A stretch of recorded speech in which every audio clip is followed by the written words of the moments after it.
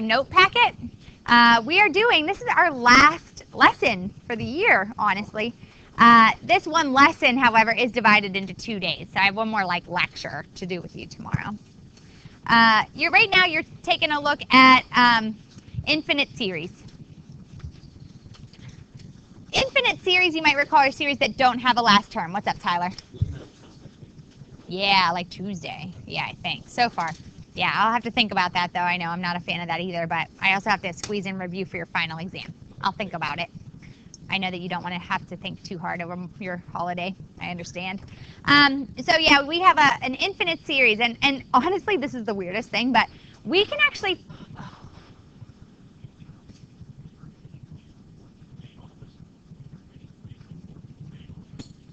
Okay, so honestly, we can actually find the sum of an infinite series. True story. What I want you to do right now is grab that piece of scrap paper that you grabbed when you walked in and your scissors. And we're going to go ahead and take care of these first couple of questions together.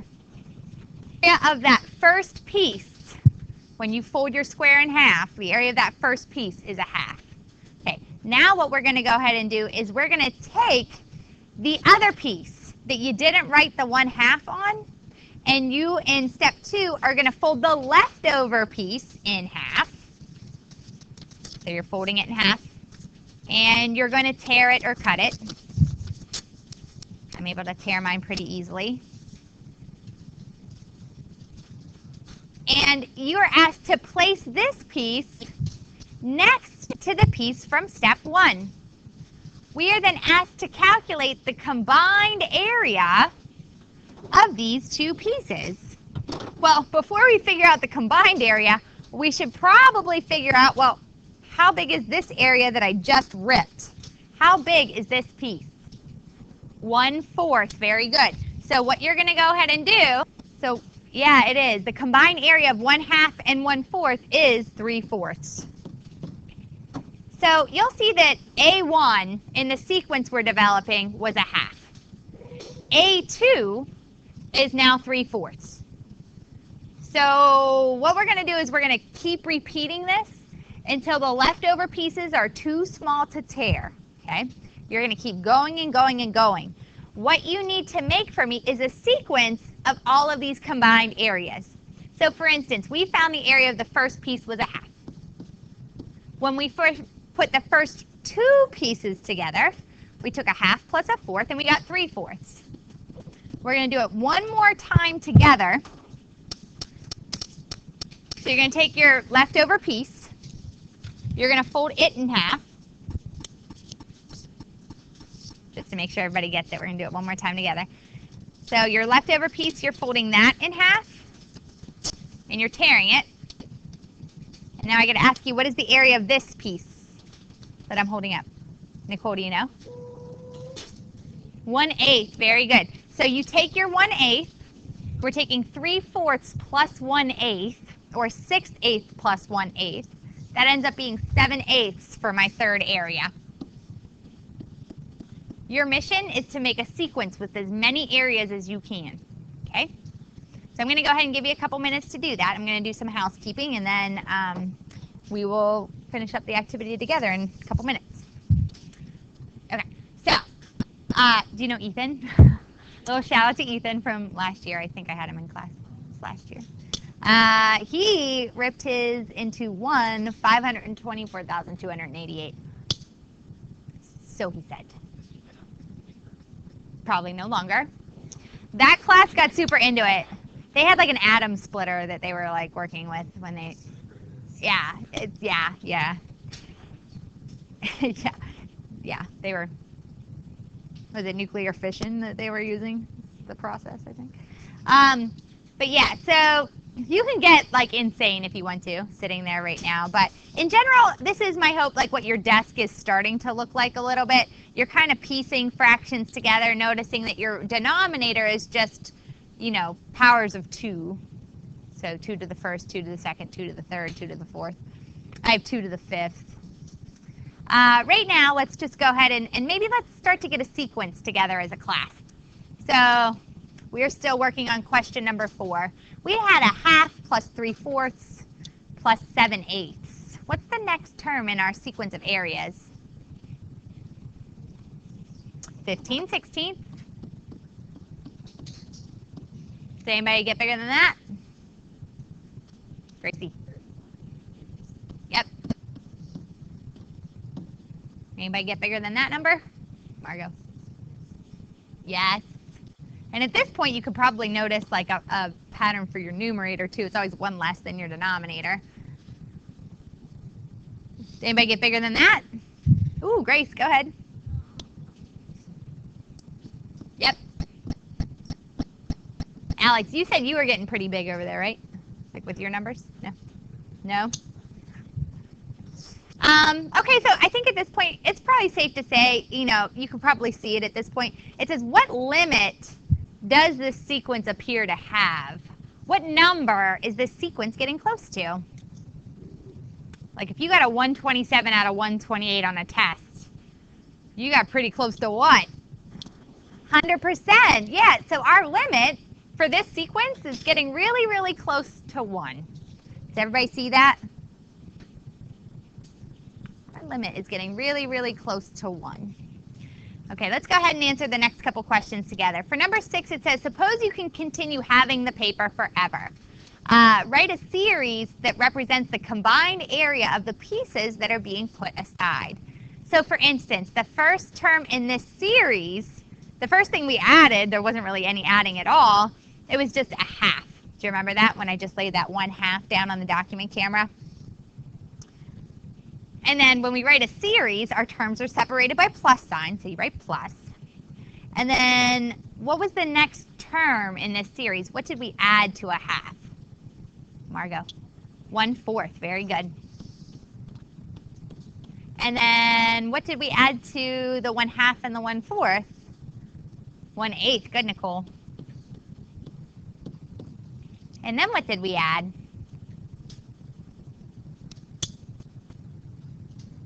1/16. And then what did we add? 1/32.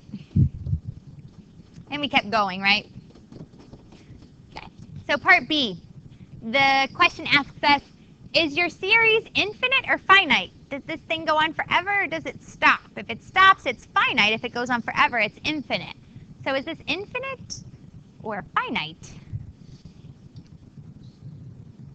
It is infinite, yeah. And additionally, they say, suppose you continue having the paper forever. So under the circumstances posed to us in this question, we can say that it is an infinite series. Part C. Would this infinite series be of the arithmetic, geometric, or neither variety? What kind is it? What do you think, Evan? It is geometric. Very good. Do you see the common ratio?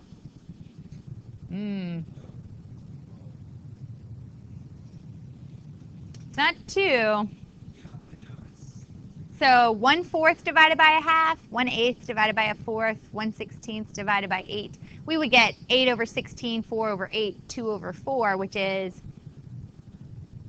what did you say it was? Yeah, 1/2. So the common ratio there was a half. We kept having each time. Okay, part E. Look at the area of the pieces that you are forming when you put everything aside. Look at the area that you are forming with the pieces that are being put aside. What must the sum of all of these numbers be? So just to go back a slide, give you a visual reference. When we put all of these pieces back together, when we do 1/2 plus 1/4 plus 1/8 plus 1/16 plus 1/32, what should this all add up to when we're done? 1. Very good. So that's the answer there. Why does it have to be 1? Good, Lauren.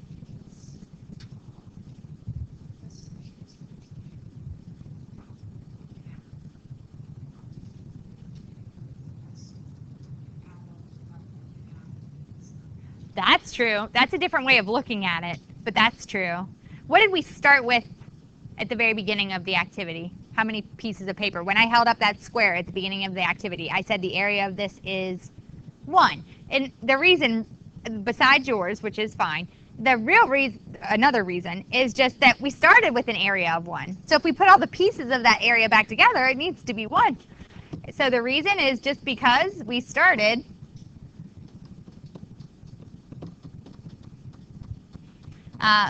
with a square that had an area of 1.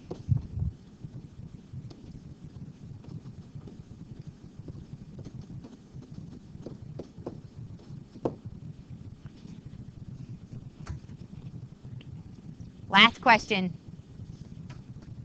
And remember, please don't write anything down unless you understand it. So if you're answering the questions and jotting things down, you kind of understand where the 1s came from. You understand where the 1/2 and the 1/4, you understand all this stuff. Does anybody have any questions so far before we tie it all together? We came up with our data, now we got to analyze it. So in question number 7, it says, now compare your answers to 5 and 6E. So right now you're looking at number 5 and 6E. What do you notice? They're both 1. Very good. So the limit of the sequence of partial sums was the same as the sum of our series. And that's really the point I need to drive home today. Both answers were 1. They're the same, which means our limit of our sequence is the same as the sum of our series. Say that 10 times fast. Honestly, if you could say it once without peeking, you know today's lesson pretty well. With that, we have some vocabulary to take care of. So I'm going to go ahead and let you copy down some terms. I'm going to walk around with my recycle bin real quick. And just to summarize our vocabulary, you're going to actually get 2 methods for finding the sum of a series. The first one we're taking care of today. Please keep in mind that when you find the sum of an infinite series, what you're actually finding is the limit of a sequence of partial sums. So here's how that works. In example 1 right here, we're asked to explore, does each series have a sum, and if it does, give its value. In order to decide if a series has a sum, we need to develop a sequence of partial sums and then see if that sequence has a limit. So what we're going to do is we're going to find something called the first partial sum, second partial sum, third partial sum, fourth partial sum. You could find the fifth, sixth, however many you need to determine if there's a limit. To find the first partial sum, pretty easy. That's just the first term. To find the second partial sum, you add the first 2 terms together. The term partial sum is executed as it sounds. It's part of the sum of the series. So if I want to find the third partial sum, I'm finding the sum of the first 3 terms. The sum of the first 2 terms was 4.8. The sum of the first 3 terms would just be 4.8 plus your third term. We get 4.96 when you add your first 3 terms together. To find the fourth partial sum, you have to find the sum of the first 4 terms. So what we're going to go ahead and do is take 4.96 and add to that 0.032. That gives us 4.992. So what do you think? Are we getting close to a certain number? Yeah, what are we getting close to? 5, very good. So the limit of my sequence, the limit of that guy there, is 5. And it's safe to say that because we have a limit of 5, the sum of the series must also equal 5. So the answer to this big addition problem up here is actually 5. So when you have a limit, that limit is the sum of your series. Now keep in mind, if you don't have a limit, that series doesn't have a sum. Take, for instance, example number 2. When I go and find my first partial sum, I get 1. My second partial sum would be 1 plus -1, and that's 0. My third partial sum, in other words, the sum of the first 3 terms, would have to be 0 plus 2, which is 2. My fourth partial sum is the sum of the first 4 terms. So we're going to take 2 and add on -2. If I were going to graph this, I would start at 1, go down to 0, go back up to 2 and down to 0, back up to 3 and down to 0. If Probably back up to 4 and down to 0, and then 5 and back down to 0. Do we ever get to one number? Do I ever get to one limit? What do you think? No, I don't. So there was no limit. There was no pattern. I mean, there's a pattern, but it didn't ever approach just one number.